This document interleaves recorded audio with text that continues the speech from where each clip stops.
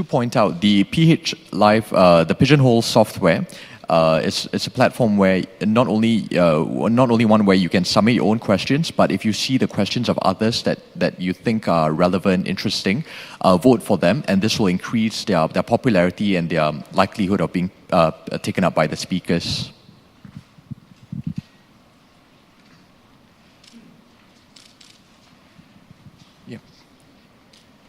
Could we have Dr. Ewan Aziz and Mr. Song Seng Woon, please?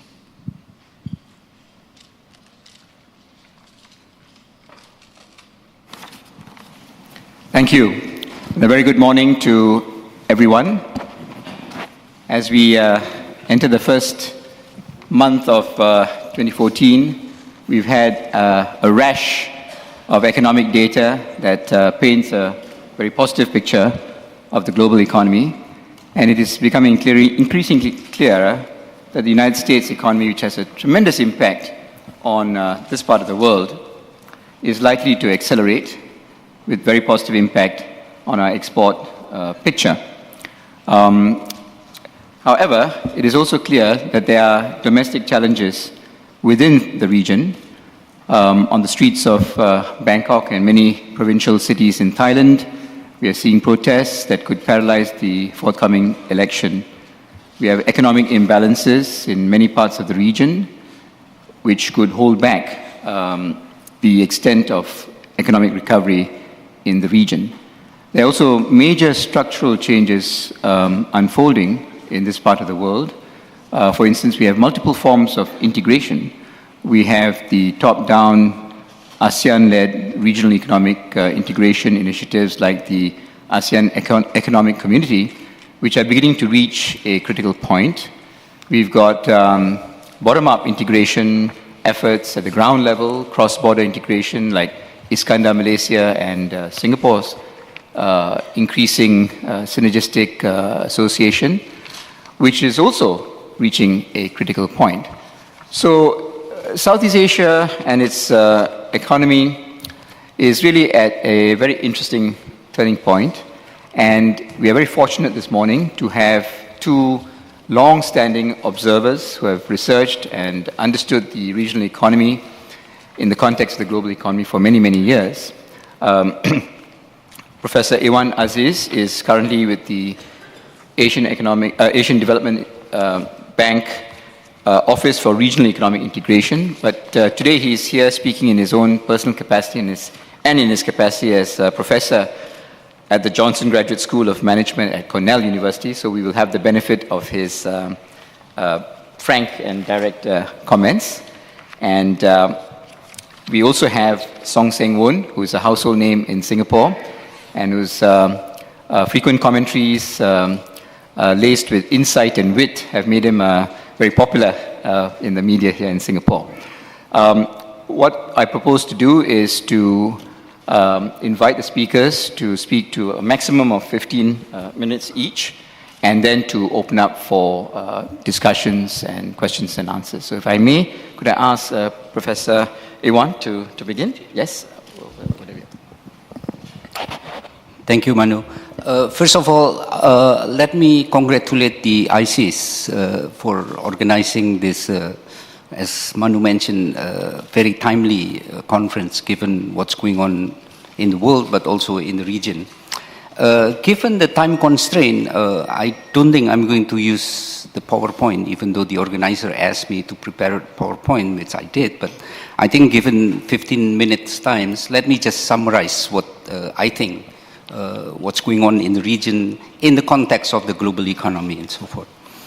I think I will start with the numbers here, and I can assure you this is not my telephone number. It's 25, 17, 7, and 8. I know you might not be aware what are those numbers. Well, that's like the summary of what's going on with the ASEAN economic integration. Why 25? That's the amount of the intra-ASEAN trade.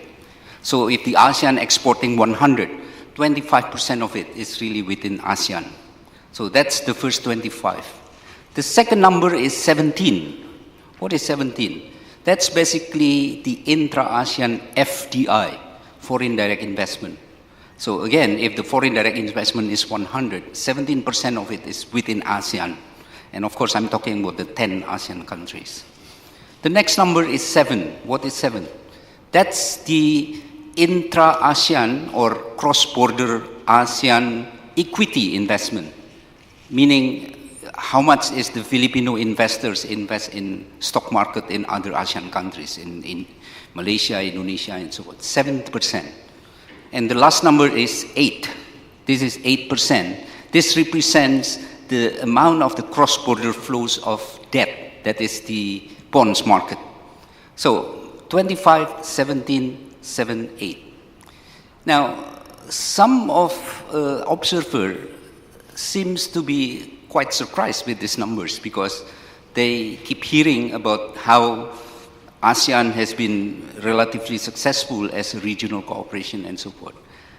Yes, but what is really important to understand is that ASEAN's economic integration is more not within the 10 regions, but with other neighboring East Asian countries.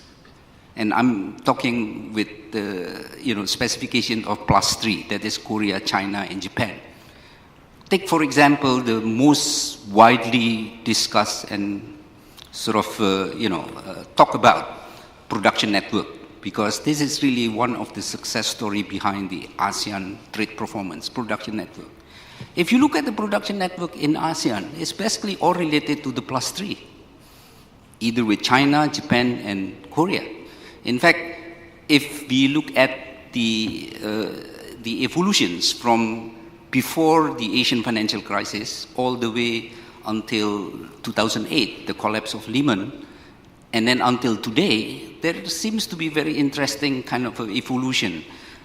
In the past, most of the ASEAN primary and intermediate inputs were exported to Japan. And then, of course, Japan processed them, and then Japan export to the G2, to Europe, to the US. But after the Asian financial crisis, especially after China joined the WTO in the year of 2000, China became the factory of the world. So ASEAN started to export more intermediate goods to China.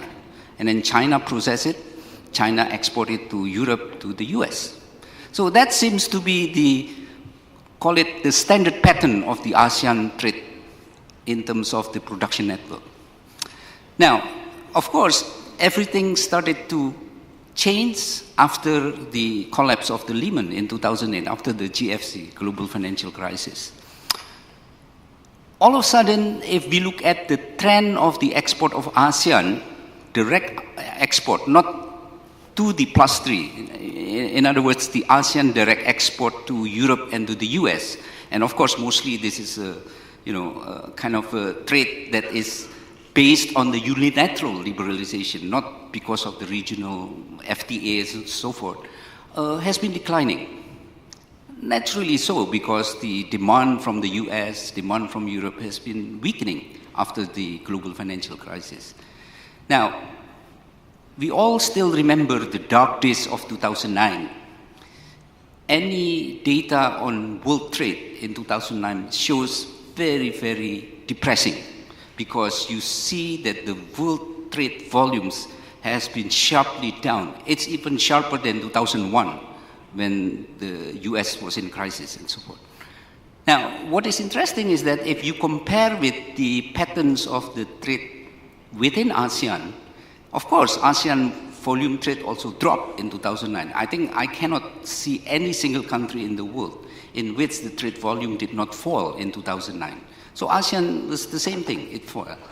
But the volumes of the fall of the ASEAN trade in 2009 vis-a-vis the rest of the world was relatively small. So the question is, what made the trade in ASEAN relatively resilient even during the dark days of the world economic trade? And the answer is the intra-Asian trade. I'm not talking about intra-ASEAN trade, but intra-Asian trade. And what is interesting is that it's not only that the traditional export of intermediate goods from ASEAN increased to other Asian countries, but two things are interesting. Number one is that export of ASEAN of consumers goods, that is the final goods, to other Asian countries started to increase as well. Remember, I mentioned earlier the traditional pattern is that as far as the final good is concerned, ASEAN export is really to the Europe and the US. But because of the weak demand from those two groups, then export of the consumer goods to other Asian countries increase. Second thing is that what is also remarkable is that the export, both intermediate goods as well as the final goods from ASEAN to other emerging markets outside Asia, including Africa, Latin America, and Middle East. So the question here is that, is this trend cyclical or structural? No one knows exactly what's going on, but as of today, looking at the debates and the discussions among pundits, it seems to be lasting longer if we believe with Larry Summers' analysis about the US economy as well as the global economy. I think it will last longer. That's on the trade side. But before I move to the financial side, this is something which is very relevant with the global discussions, especially among the G2, about the global imbalance. We all still remember in 2010, one of the big topics issued by the G20, the head of states in G20, is really how to reduce the global imbalance. So from that standpoint, ASEAN and Asia in general has done their job in terms of reducing the size of the global imbalance. What I find it very interesting, at least the most recent data that I had, the global imbalance itself is already declining. If you look at the current account deficit in the US, has been declining. The surplus in Asia has been declining. But there is one major country in the world which become the new major player in global imbalance, and that's Germany. And this is something to do with the European crisis, and more importantly is the policy response to the European crisis, which is the retrenchment and so forth, which means the demand from Germany for products outside Germany, including from Asia, has been declining. And this is the reasons why Germany stands alone as the country in which the current account surplus has been improving. This is the reasons why some analysts started to be very critical about the German economic policies. Let me move to the financial sector. As I indicated earlier, if you look at the equity market, the number is 7. That is intra-ASEAN trade, intra-ASEAN cross-border equity investment. Well, actually, whether you talk about the equity market or the bonds market, ASEAN remains more dependent to the outside world, outside the region. So as far as the financial sector is concerned, ASEAN is more integrated with the rest of the world. In fact, I have the chart which shows if we talk about equity market, the biggest foreign investors in ASEAN is American.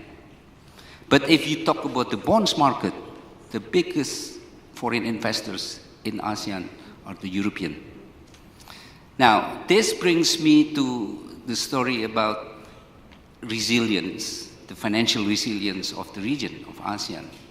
You know, when your financial system is so dependent on the outside world, no matter what you are doing, no matter how strong is your macro-prudential policy, you're bound to be sort of getting the spillover effect if something happened on the external market.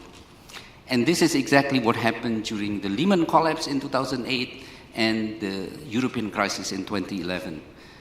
We've traced very carefully which country in ASEAN, in terms of the equity market and bonds market, affected by those two crises.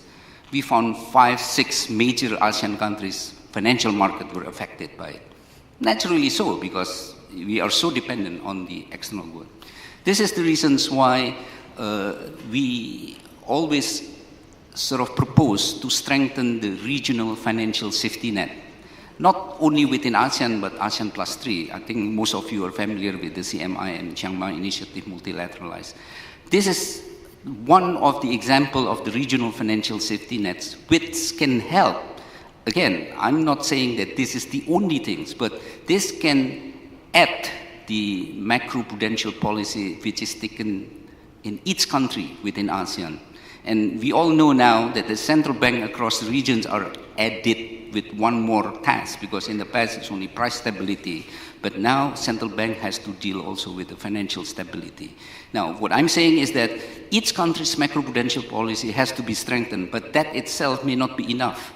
Because if we are talking about the amount of capital flows, both from Europe, from the US, after the Lehman collapse and so forth, it's incredible, it's humongous. It's even far higher than the pre-1997 financial crisis. And we know what happened in 1997. So if we are not really prepared, we are not strengthening our macroprudential policy, plus strengthening the regional financial safety net, I think the situations can be a little bit more dire.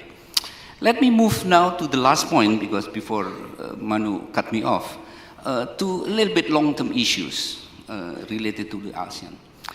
If we are looking at the trend in the future, no one knows exactly what will happen 10 years from now, whether the world economy will be getting better or not, no one knows. But no matter what, I think that everyone agrees that what needs to be maintained, if possible strengthened, is productivity. Why? Because if we look at the growth rate of the ASEAN countries, whether you look at the GDP growth or per capita GDP, that is clearly a sign of catch-up. Whether you compare it with the US, compare it to Europe, or you compare to other Asian developed countries like Japan, clearly there is a process of catch-up. On the one hand, those developed countries, Europe, US, and Japan, growth has been declining. On the other hand, growth of the ASEAN has been catching up. Now, if we look at only this fact, it seems to be good news. But if you look at very carefully and more detail in terms of the sources of growth, it's not because of productivity. ASEAN productivity is not doing well. And this worries me in terms of the long-term issue. I'm not talking about the 1-2 years from now, but because when we talk about productivity, we are talking about the long term. That's one concern. Another concern, which, it's not really shocking, but it's really becoming a major concern. There's no single country in ASEAN in which the income inequality is improving. All countries are worsening. Now, of course, when we talk about income inequality, things becoming very complex, and I don't think we can discuss about it here in this forum. But these two major concerns are really needs to be paid attention in the coming years. And they are related, because if you are really doing well in terms of your productivity, I think there is always a positive link to the income inequality, because, for example, workers are paid according to their productivity and so on and so forth. The last point that I want to mention here is that because these days many people discuss about AEC as well as discussing about the QE tapering. Now, we all know during the period of 2008 until May 2013, last year, there is a massive cheap money coming to the region, including ASEAN. Now, that creates some sort of an environment in which credits are easy, credits are cheap, and so forth. And as a result, there's a credit boom and so forth, consumption credit increase. But at the same time, it creates bubble in some ASEAN countries. What is a little bit surprising to me is that during that period of easy money, I don't see any significant increase in terms of the spending on infrastructure in ASEAN countries. In average, in ASEAN, the spending of infrastructure is less than 3% of GDP, before the cheap money as well as during the cheap money. Now, after the QE tapering discussion in May, and of course this month we will see the actual tapering, no more discussion but actual tapering in January, that cheap money is over. So, in general, I would say there is a missed opportunity that the ASEAN policymakers did not take advantage of the relatively cheap money during that period after the GFC.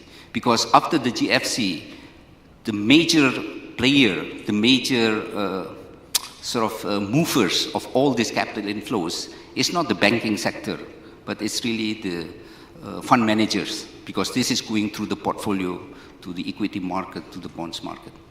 So let me close by summarizing what I think about the ASEAN economy in general, if we look at the impact of the GFC, given the weakening in the global economy, ASEAN has been doing quite resilient.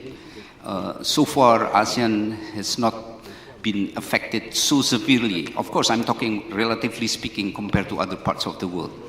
But moving ahead, I'm a little bit worried about the trend of the productivity as well as the trend of the income inequality on ASEAN. Thank you very much. Thank you. Thank you very much, Professor Iwan, for that very clear overview of the trends in ASEAN. Can I now ask Song Seng Woon to give his views? Okay, good morning, everybody. Taking up from the last point of Professor Irwan itself, actually, before I jump onto that last point of tapering, it's good to be the first batch of speakers here because everybody's still energetic, and one thing in common the two of us have, we don't have PowerPoint to distract you as well. So you have to pay attention. So on the point of tapering, I suppose this is what it all boils down to. As Professor Irwan says, we had a few years of cheap money, and we saw the consequences on that in many areas, especially on the asset sides as well. Now, I suppose what I want to look forward to this year and the coming couple of years really is about the outlook of the global economy and what that therefore means to the pace of the tapering, and in turn, what that means for the rest of us here. I think the performance of the equity market for emerging markets like us here, I think basically shows how things have changed. Developed market has certainly outperformed last year, significantly so, than emerging markets. Emerging market has struggled. I mean, if you look at the Singapore STI, I'm not quite sure whether you had paid attention. It closed 2013, I think, at 3167. If you look back at December of 2012, guess what? It was also 3167.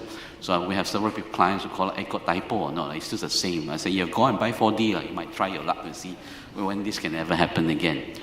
Now, for us down here, obviously, as Director Manu has all pointed out before, it's really about where the rest of the world now stands going forward, because that has enormous implication for whether the Asian ASEAN economies can do better or otherwise over the next few months or so.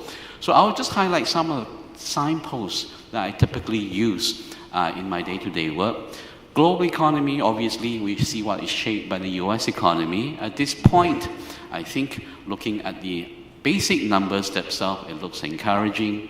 We must remember, the economy during the worst of the crisis, 09, 08, according to the stats department, it lost something like 8.8 million jobs during that period. Since then, we have recovered probably around 7.89 million jobs now.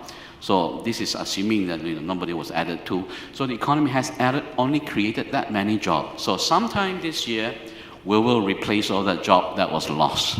And hence, I suppose going forward, you've got the US Fed basically saying, okay, economy is on the mend. And importantly, to me, about the US economy, not just about the number of jobs that are being created, it's the broad-based job recovery that we're starting to see in the last couple of months, well, the data for October and November itself. And that's very important because that shows that there's more broad-based confidence in the economy about the quality of jobs being created, not just, say, in manufacturing, but the construction, the goods sector, as well as the services sector. So if you are a policymaker, you want at least a couple of 3 points to join as far as the dots where the line is going up or down. So US, you are seeing broad-based recovery that are creating jobs on a consistent manner across almost all industries yourself. Another way of looking at it, we saw a number of bank failures last year, or a number of banks that were taken over by the Federal Depository Insurance Scheme. I think at the end of December, there were probably around 24 banks that were taken over last year. In comparison, the year before 2012, there was, I think, over 50, close to 60. And at the worst of the crisis, 2010, I think close to 160 banks were taken over. So that trend basically shows you that where the US economy is going. At least, what we are seeing now is recovery taking shape with little hint of inflation so far, which is good or bad, depending. For me, US inflation is really about the housing sector itself, because the housing CPI is 40% of the CPI basket itself. So without pressure on the housing side, you won't really get pass-through effect on broader CPI itself. So a couple of flag points we watch for really in the US is the quality of job creation. Are we seeing broad-based? We're starting to. If this Friday the data point comes and that is again confirmed, 3 data points up, I think that is a tick point. And then we'll see where housing prices come from. It is still firming, although it's really not quite uniform in terms of recovery and demand itself. But nonetheless, we haven't seen that filter through into inflation. So US, we certainly say that they are on the right course in terms of tapering, because if private sector are getting more confidence, it certainly suggests the government can step back, that they need to pump less into the economy itself, obviously implication for us. Move over to Europe itself, certainly the bond market and the financial market seems a little bit more comforted by what's happening in Europe itself. So the risk factor appears to be receding, although we think there's still plenty to be done in the financial sector, banking sector itself. Quality of job creation remains, I think, poor. Hence, you won't be able to get basically balanced recovery if the labor market is so weak and obviously very uneven growth over in Europe itself. As Professor Wan has highlighted earlier, Germany was the driving force. Germany basically held up. At this juncture, I think France is certainly dragging behind as well. Coming here to Asia itself, we know China anchors us. China's growth, I think so far, I think there's a deliberate policy over there to find better quality growth, and hence this persistent, I think, consistent move to just try to push, wages up on a fairly consistent manner. I think that's a theme that we're seeing here in Asia itself. It's not going to be as cheap as before, because every country here, be it in Indonesia, down to Singapore, to China, certainly are pushing domestic wages up. Part of the restructuring story to drive consumption. Obviously, that brings opportunity, that brings costs as well. In the case of China itself, we see restructuring story. I think it is really, government pushing multiple levers to ensure that essentially when you slow down, inevitably you will have costs. You're talking about economy which was going gung-ho over 10%, 14%. Now you're saying, okay, maybe you're looking at 7 plus 8% itself. What happened? Essentially, there will be business failures. Many businesses will be squeezed as costs are pushed up. And what does that mean in terms of the financial sector? Hence, they're trying to get to grip with it, what kind of level of leverage, non-performing loans, etc. But behind that, still trying to ensure that you get some steady growth such that even those companies who are at the margin still get some decent cash flow to service their bank debt, because the worst thing bankers wants to hear, me coming from CIMB, is, I got problem paying this month's big bill, for instance. From the business standpoint, it's really about ensuring cash flow, workers get paid, your credit lines, etc., are still kept in orders to ensure that you want orderly growth itself as you restructure. So I think that's the underlying theme that we're seeing in China, be it on the social front, be it on the macro front or the policy front as well. I think in Japan itself, it's looking encouraging. A couple of weeks over there, I went up to Japan. And I'm a Malaysian, and to go to Japan, which I like to, just for the food, I always go through the tedious process of popping down to the Japanese embassy here, applying for the visa. But since July, we're happy like a donkey. Thai and Malaysian, with a new biometric passport, just turn up at the airport, bagus, go already. So for the streets in Tokyo, I suddenly ran into a lot more Malaysians and Thai friends than I normally used to as well. So I think in Japan, while we're talking about Abenomics itself, we're seeing that suddenly on the ground, little things are happening which suggest that at least small businesses, etc., may be getting a little bit of confidence. It's still probably a little bit early as far as the outcome or what it all means for Japan, but I think I'm quietly confident that I think they're heading in the right direction in policies. They might have to be pushed along that way, but I think we're heading in the right direction itself. So summing up back here to Asia itself, what does it all mean?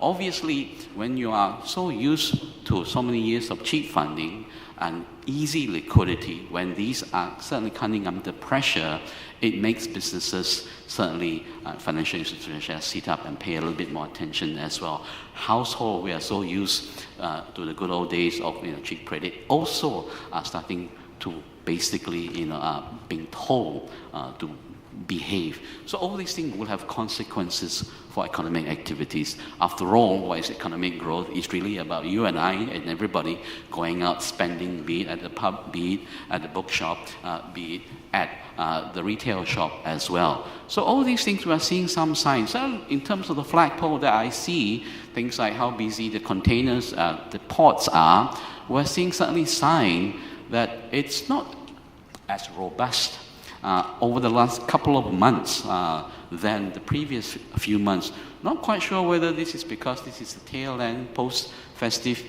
shipment already, and we're seeing people taking a little break. This year we are also seeing Chinese New Year being earlier, end of January as well, whether businesses are taking a little break before they get busier in January and then taking a break end of January and February as well. So what we're essentially looking out for are seeing order flows. Order flows, end of the year, has been fairly mixed. We've seen some which are fairly okay in terms of Korea and Taiwan year-end orders. But here in Singapore and in China itself, we have seen a little bit of slowdown in the order side. So mixed picture on that side. So certainly what that suggests is that we could still get uncertain outlook really in terms of the near term for the growth momentum itself in basically the region itself. It's still very much, I think, the case of the North Asian side, still doing slightly better. I think that's still the consensus view. Very boring, I think, if you look at research report these days, you have almost uniformly everyone saying the same story as well. So I think I should not say too much, start very soon. In terms of North Asia, preferred to the South, and then the rest of the world preferred to emerging Asia as well. I was telling my boss that I think I should just take a one-year holiday and come back in 2015, and then we'll see whether things are better, because global growth hopefully would have strengthened, and we will see spillover effects in terms of busier factories and busier malls as well. But certainly what we're seeing here is that side, the gradual growth appears to be the story that we are seeing here in Asia. The more fun bit in terms of Southeast Asia really has been alluded before by the director is the elections, be in Indonesia, we also have them in India. Certainly Thailand is the one that we are watching out for. Supposed to go up to Thailand a couple of weeks' time. The boss said, no, you're not, you're going to Jakarta instead. So I think the political landscape, I think, will shape the near-term policies as well. Indonesia looking quite interesting. We are not quite sure to what extent what will happen after the election. There are much talks about how much the anti-corruption drive are going to be pushed through, or whether who will or who won't be, basically pursued after the election as well. So even after that, we could get a period of uncertainty in Indonesia itself, certainly on the policy front, because of the political implication after the election itself. But having said that, the good thing about seeing what the shoppers and the Indonesians themselves are doing is that on the ground, it doesn't look like it has adversely affected spending that much. Obviously, we could certainly say at this point it's a lot to do with election spending as well, and that has propped up the disposable income and the spending capacity of the Indonesian. But never mind, at least now it's got that little bit of a kicker itself. Up north in Thailand, we're not quite sure how it will all play out eventually itself. We know that on one side, the police is very much still with the Yingluck administration itself, where the armed force themselves, I think, is still fairly mixed as well. So hence, I think plenty is still to be seen in terms of how it could come out. Bottom line here is we're in a situation where things could be fairly protracted in Thailand itself. Hence, probably for all the ASEAN countries itself, I think we like many others have basically bumped down our growth profile for Thailand, looking at 2.5–3% growth max at this juncture itself. For us, what it will matters really is, are we going to see supply chain disruption? Fortunately, that's still not happening at this juncture. My gauge is always pop down to Geylang and see whether the durian supplier are happy with their supply of Thai durian. So far, so good. Automotive guys are also saying, no, so far supply chain not an issue. So certainly in terms of what we're seeing and on the TV or read in the media, very exciting on the political front, obviously have implication for the tourism sector because it varies. At the peak, it's 10% of GDP. On an average month, it's around 7% of GDP. That has been affected, but really just very much still about Bangkok itself. I think we're hardy lot. We're still quite happy to go to Chiang Mai or Phuket, etc. As well. We just say, okay, maybe we stay away from the central Bangkok itself because we are not quite sure whether the airport might be still open or not as well. So bottom line, in a nutshell, really is, I think all these external development are heading in the right direction in terms of the tail risk receding. Obviously, there still are, even in China as well, although I think it is quite calculated risk still, but nonetheless, I think manageable risk as long as the global growth remains intact. I think the Chinese restructuring story is also on track as well.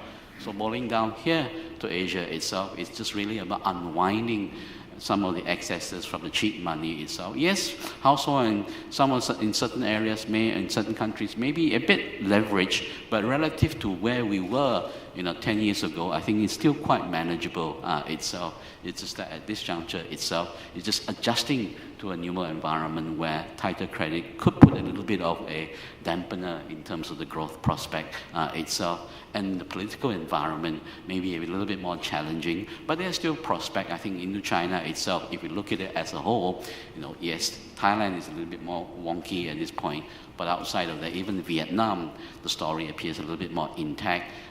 Banking system is being cleaned up. So I think that will provide a little bit of a driver, say, even to businesses and opportunity in Vietnam as well.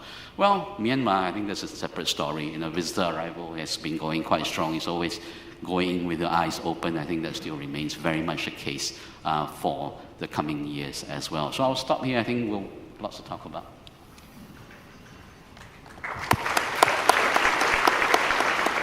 Thank you very much for the great overview of all the different countries. And also thank you to both Iwan and Seng-Woon for sticking to the time. So we have a lot of time left over for questions, and quite a lot have come in. So I propose to just go straight into it. There are quite a number of questions. Maybe, Iwan, I'll start with you. There are a lot of questions about integration. And there's one question with 8 votes. Regionalization is replacing globalization. Does this mean ASEAN must have stronger integration to stay ahead? Do you think what's happening with the AEC and so on is sufficient, or do we need to go further? Yeah, actually, that is one of the big projects that we are currently having. And the last 3 months, I've been to Europe twice, precisely trying to see the comparison between the regional integration in Europe and Asia. And by the way, this project was at the request of the Minister of Finance of ASEAN ASEM, the Asia-European meeting, which took place in 2012 in Bangkok. And they were all asking us to do this comparison study. Now, of course, the study is still going on, so I cannot share with you the conclusions, but I can see immediately the tentative conclusion is that Asian integration is very different than European integration. Asian integration is more market-driven and institution-like, so there is no heavy institution, and it's more bottom-up. Whereas in Europe, it's more top-down, more institution-heavy, okay? And I think this is something to do with the fact that the overall directions or goal, if you wish, of the regional integration in Europe and Asia is very different. In Europe, we all know that they want to have one Europe, one united Europe. I don't think that's really the goal of the Asian policymakers. In Asia, the regional integration's major goal is really to manage diversity, because this is very diverse. You know, there is one country per capita income is 60 times more than the other member countries. Okay, 60 times. I mean, so the major goal of the integration and regional cooperation in ASEAN is really to manage the diversity. And if we stick into that goal, the progress so far has been positive. Because if we look at, no matter what measure you use, if you look at the inequality between countries, I'm not talking about inequality within countries. Within countries, almost everywhere is worsening. But between countries has been improving. The so-called CMLV, Cambodia, Myanmar, Laos, and Vietnam has been growing faster than the rest of the ASEAN countries. So that is really the area of integration. Having said that, and this is what hitting your questions actually, having said that, as I indicated earlier, we are an open economies, especially in the financial sector. We are so dependent on what's going on in external world, Europe and the US. Meaning what? Meaning the more we are integrated with the rest of the world, we are also prone to any spillover effects. This is the reasons why we are crying out for more regional cooperation, especially in the area of regional financial safety nets. As I indicated in my presentation earlier, domestic policies, of course, is important, but I'm afraid it will not be sufficient, given the enormous amount of the capital flows and how these capital flows are so fluid. So this is the reasons why the calling for the strengthening the regional financial safety net is very important. I think as a follow-up, there's also some questions about the multiplicity of integration efforts. You have TPP, RCEP, and all that. Is this detracting us from actually achieving what we want to achieve? Yes and no. Okay, let's throw out the facts first. Facts number one, as I indicated earlier, there is an increase intra-regional trade. Okay, so if you simply measure the integrations by using the amount of the cross-border trade within the regions, definitely there's an increase. Within ASEAN, as I said earlier, is about 25%. If you expand the entire Asia, not just ASEAN, the figure is about 55%. So Asia has been more and more integrated within themselves. That's fact number one. Fact number two, the number of FTAs, free trade agreements, has been increasing like crazy. In ASEAN itself, FTA that involves at least one ASEAN members, the number, the latest I had is about 90. In Asia, overall, is about 261 FTAs. Now, if you just look at these two facts and you put together these two facts, increase intra-regional trade and then increased number of FTA, you tend to jump to the conclusion, because of this FTA, there's an increase of the intra-Asian trade. I will argue, no, not at all. It has less to do, I'm not saying nothing to do, but it's less to do with the FTA. In fact, the utilizations of FTA has been very low in the region. As I said, more of all this is because of the market-driven, including what's happening in the traditional market of Asia, i.e. the G2, Europe and the US. When they are slowing down, naturally the demand of commodities from Asia decline. And I indicated earlier that what happened is that intra-Asian trade increased. And that explained why during the dark days of 2009, despite the world trade dropped sharply, Asian trade is not that sharply, precisely because increased intra-Asian trade. Thank you. A lot of questions about the direction that Southeast Asian economies are taking, so maybe Seng-Mun. Which Southeast Asian economies will be the most attractive for investment opportunities in 2014, and which sectors in the economy will be the more dynamic? I suppose as a banker for CI, for the ASEAN side, I should say keep the faith in ASEAN itself, despite the headwinds they're currently facing.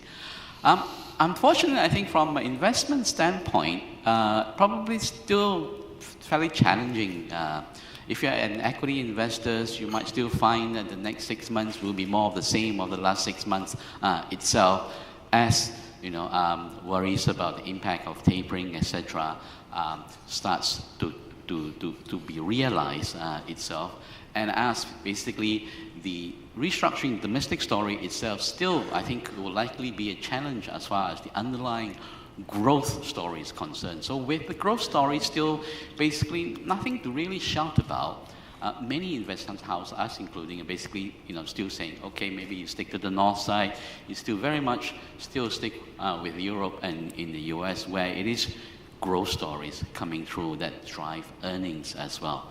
Now, if you are Asian or ASEAN-centric investors itself, probably we would at this juncture still essentially say, okay, for those who are risk adverse, you're not talking about Thailand at this juncture, but Thailand is always one of those that has quite resilient, although it might be quite protracted at this juncture itself. If we stick with it, I suppose one would say you buy when markets are really in the dump itself, not quite at the dump itself. Maybe after this weekend or the next couple of weeks itself, you might be strong enough to I suppose, go in itself. But for those who are, I suppose, willing to take a bit of a risk and balance their risk somewhat itself, it's still very much, I would say, cyclical. Which country itself, we would still say, boring Singapore is safe Singapore itself. And you find that it might not be exciting, in terms of overall perspective, but at least you go to sleep safe in the knowledge that you get dividend in the pipeline itself. So those kind of I would still say, a very overall sector still remains, I think, very safe for us, very conservative investors itself. So in that context, we'll say, okay, here in Singapore itself, if you look at it, where are the growth sector itself? I think the banks, while we're still seeing slowdown in growth itself, we are nonetheless seeing more fee income coming from hopefully improving trade flows itself. So we think the bank could still drive earnings going forward. Obviously, there are stories inside there, some of them. Developer, is it going to be exciting? Not very at this juncture, given the pressure that we are seeing that being faced on the demand side itself. And then what you're left with, the conglomerate itself. I think they are still going to see steady earnings coming through. Cost is still very much an issue for conglomerates where they are fairly labor intensive. You're talking about the shipyards and the operators themselves. But nonetheless, you get some steady growth coming through itself. So here in Singapore, you're really left very much with perhaps the telco who are charging us an arm and a leg because we are happily playing with our mobile computing devices itself. And our data usage has suddenly gone up very much itself. So that's kind of play that we are seeing currently here in Singapore itself. Outside, if you are, for those, I know Malaysia is also very close to the heart of many as well. But certainly there are opportunities, certainly in terms of the consumer stocks, etc., although we are seeing some of them being eroded by inflation, which are likely to be a result of a cut in subsidies, etc., that's filtering through. The other areas which are always very exciting too, and I always ask when I'm around the streets, is Kanda, how? Do I go and buy? I say, okay, if you're going there to stay, that's fine. If you're hoping to get some capital gains or rent out, I say, forget it, because the whole state is just filled with buildings that are sprouting left, right, and center itself. So it's always a case of what do you want to do with it, although the story itself appears very enticing. But we would say, there is always the case of the huge amount of supply that potentially can come through, and obviously you want to go to an area where it is going to be more habitable in terms of the number of people that actually live there than just one or two projects which you basically go there and live, and therefore will be run down in a year's time or so as well. So in a nutshell, where do we put our money? Still, I would say very much, at home in terms of the defensive sector. But I think second half will probably look more interesting, and that's where perhaps commodities, etc., will get their day in the sun, which we don't see at this point, because while growth is coming through, or even now when US is basically hell freezes over, oil prices, which always reflects that demand for energy, is still fairly weak at this juncture as a bus stop, or I take the bus around a lot of it. Now, one of the things I look at is also, where all the tallest buildings in the world are all congregated as well. And many of you are quite familiar, I think, the curse of the tall buildings as well, coinciding with peak of cycles. Makes sense because, all these tall buildings take a while from planning to be built. And by the time they are planned and built, you might find that it's already past the economic cycle, and you got towers and towers of empty office space that we've seen in the Burj in the Middle East that time. So where are all the tall buildings at this point? I think more than half of them are all concentrated in China at this juncture. So what we do see is the risk of a policy misstep in terms of slowing down the economy is that many of those tall buildings, I think the Shanghai Tower is slated for completion in 2015 itself, could coincide with that, and sway of other buildings as well. In that when you're tightening, you suddenly find that when all tall buildings are ready for occupancy, that the cycle is still relatively weak, and hence, all boils down to me all about cash flow itself. Where are we seeing cycle now? Okay, if we look back, we used to have cycle every decade, plus or minus a few years itself. Since then, shorter. Now we're seeing the last crisis emerging from US, Europe, where perhaps a nice crisis could come from, most likely, again, due to the excesses here in Asia itself. Here I point perhaps India as China. What could trigger them? It has to be some external events that essentially disrupt cash flow. Because when you're slowing economy, as I say, it's all about getting your paycheck to your worker, to your business supplier, to companies, etc. as well. The moment that is disrupted for whatever reason itself, and you're still going through the process of deleveraging itself, that's when things start to blow up. I don't know, we might find an Enron type in China being exposed as a result of the 08-09 excesses, which are still, I would say, within the system itself. So to me, that's probably one of the things I'll be watching out for, is how quickly they deleverage to make businesses more stable in general and cleaner, because perhaps the next event could trigger the disruption in cash flow for businesses, and the result expose some of them, be it with fraud or etc. as well, that then have ripple effect throughout the region and the world. Thank you. With that, I'm afraid we've come to the end of this session. Could you please join me in thanking our two eloquent speakers for their contributions? Thank you, Mr. Manu Bhaskaran and distinguished panelists. Excellencies, distinguished guests, ladies and gentlemen, we will now have a 30-minute coffee break at the foyer. Please come back for session 2, which will begin promptly at 10:45.